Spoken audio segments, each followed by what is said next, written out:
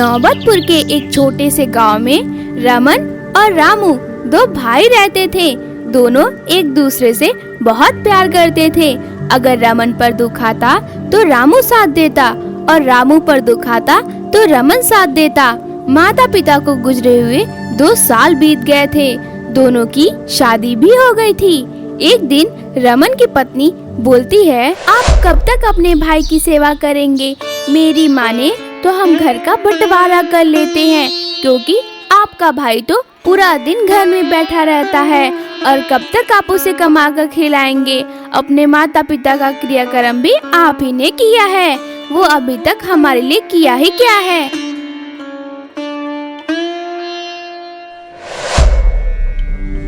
मीरा अपने पति का कान भर देती है। कुछ देर सोचने के बाद रमन बोलता है, तुम सही कह रही हो। मैं आज ही रामू को बोलता हूँ कि घर का बंटवारा कर ले। घर का बंटवारा? अरे उसने किया ही क्या है? सास ससुर के मरने के बाद क्रियाक्रम तो आप ही ने किया है। और तो और जितने दिन वो बीमार रहे सारा दवाई का खर्च आप ही ने उठाया है। फिर क्या करें, तुम ही बताओ। कुछ नहीं, रामू को अपने माता पिता वाला पुराना घर दे दो जिसमें वो लोग रहते थे, और हम इसी घर में रह जाएंगे, क्योंकि ये नया घर तो आप ही ने बनवाया है, वो भी अपने पैसे से। फिर कैसे इस घर में रामू को हिस्सा देंगे? अरे हाँ, मैं आज ही रमन को बोलता हूँ कि वो पुराने घर में चला जाए।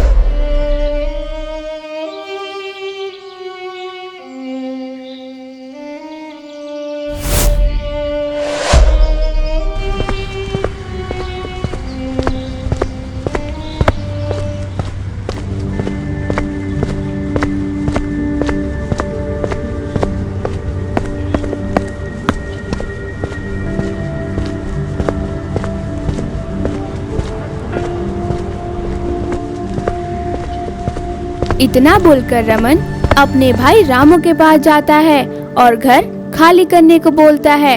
रामू रमन की बात सुनकर दुखी हो जाता है और बोलता है, लेकिन भैया, उस पुराने घर में हम लोग रहेंगे कैसे? मेरी पत्नी भी पेट से है। कुछ दिन और रुक जाते तो बहुत अच्छा होता। इतनी भी जल्दी क्या है? देखो रामू, अब हम दोनों अलग हो जाएं तो ही अच्छा है।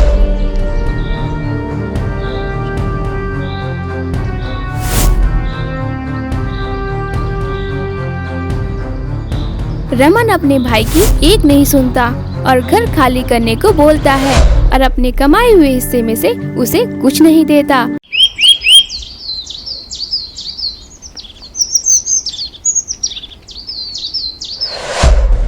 रामू अपनी बीवी को लेकर पुराने घर में चला जाता है।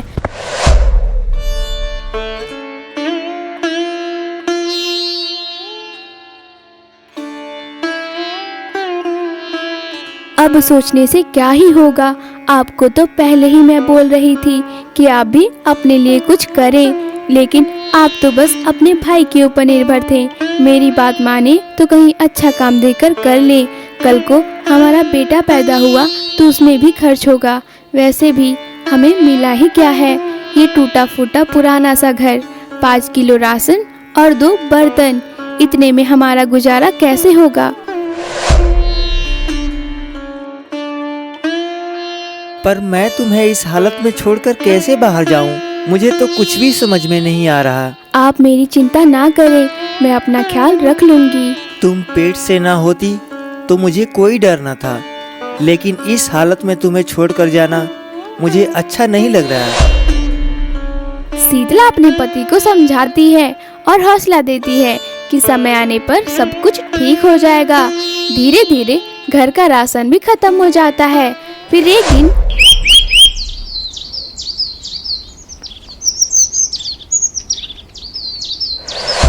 काम की तलाश में घर से रामू निकल जाता है।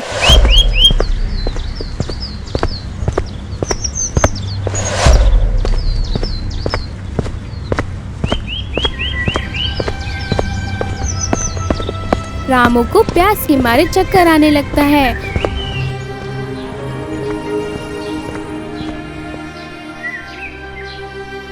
तभी देखता है कि एक साधु बाबा हाथ में कमंडल लिए पेड़ के नीचे बैठकर तपस्या में लीन है।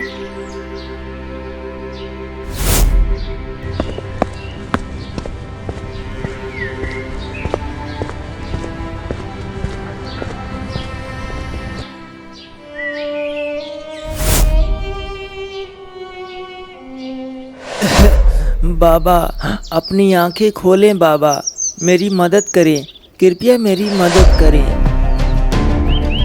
साधु बाबा अपनी तपस्या में लीन रामू की बात को सुन अनसुना करते हैं ताकि उनका वर्षों का तपस्या भंग न हो। लेकिन बार बार रामू की आवाज लगाने से साधु बाबा की आँख खुल जाती है।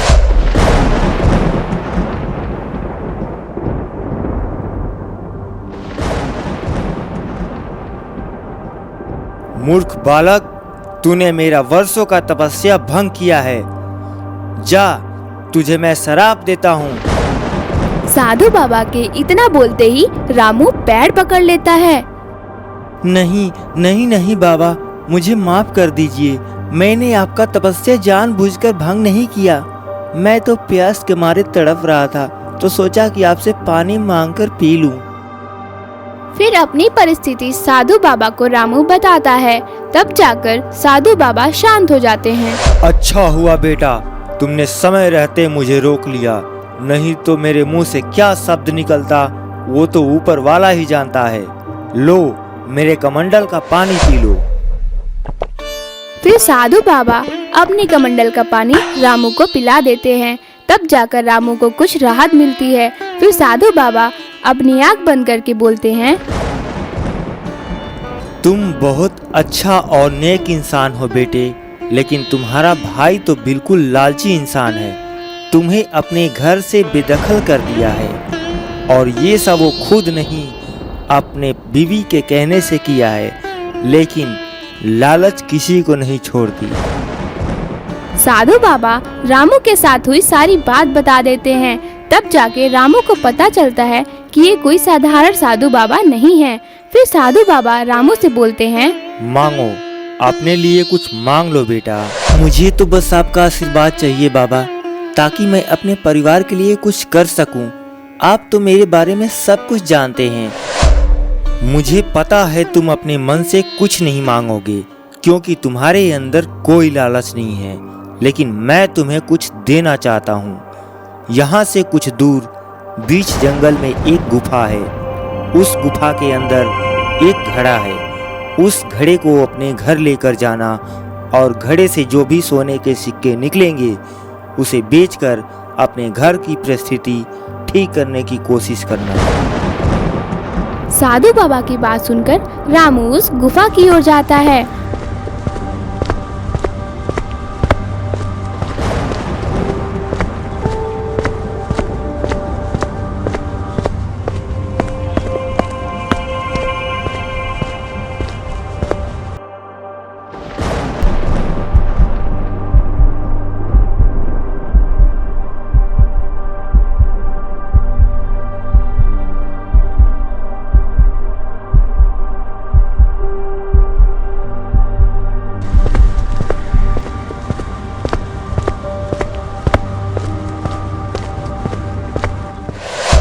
आप काम पर नहीं गए?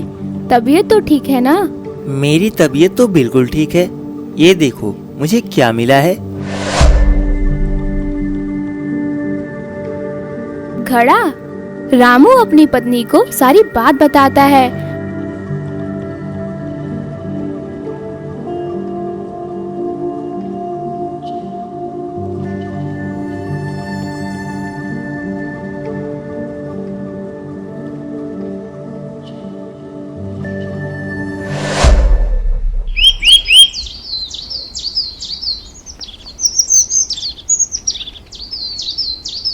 देख रहे हो, घर में खाने को अनाज तक नहीं, और काम पर जाने की बजाय ये दोनों घर में बैठकर मौज कर रहे हैं। मुफ्त की रोटी तोड़ना चाहते हैं बस ये दोनों।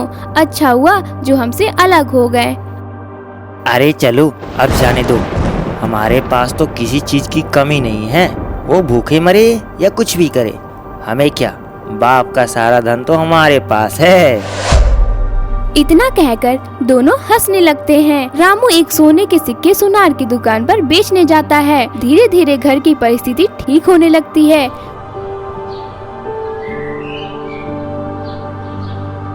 धीरे धीरे घर की परिस्थिति ठीक होने लगती है। कुछ दिन बाद रामू की पत्नी एक सुंदर सी बेटी को जन्म देती है और रमन से अच्छा घर रामू बना लेता है और गांव में जमीन भी खरीद लेता है। ये रामू कौन सा जादू का छड़ी घुमा दिया कि हमसे भी ज्यादा अमीर हो गया।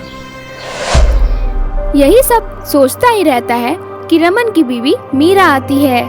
सुनते हो जी, जब से हम तुम्हारे मनहूस माता पिता की फोटो घर में लगवाए हैं तब से हमारे काम भी कम हो गए हैं। और तो और रामू को देखो कैसे तरक्की पर तरक्की करता जा रहा है। तुम चिंता मत करो, आज रात को हम दोनों घर के अंदर चलेंगे और देखेंगे कि ये दोनों करते क्या हैं।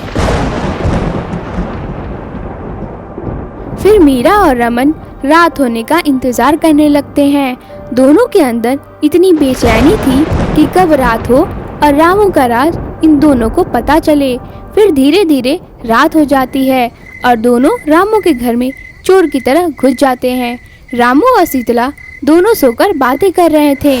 अगर वो घड़ा हमें नहीं मिला होता तो हमारे घर की परिस्थिति शायद कभी ठीक न हुई होती। लालच कभी नहीं करना चाहिए।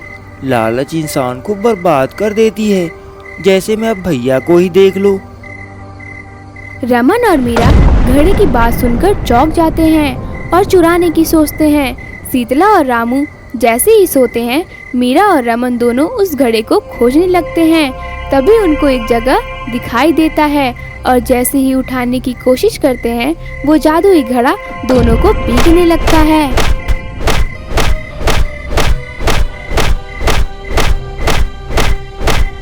तभी रामू और शीतला भी जग जाते हैं। अरे अरे भैया और भाभी, आप दोनों हमारे घर में इतनी रात को क्या कर रहे हैं? मुझे माफ कर दो मेरे भाई, तुम्हारे इस जादुई घड़े ने तो हम दोनों को मार मार कर भरता बना दिया है। आप दोनों का लालच ही सबसे बड़ा आपका दुश्मन है।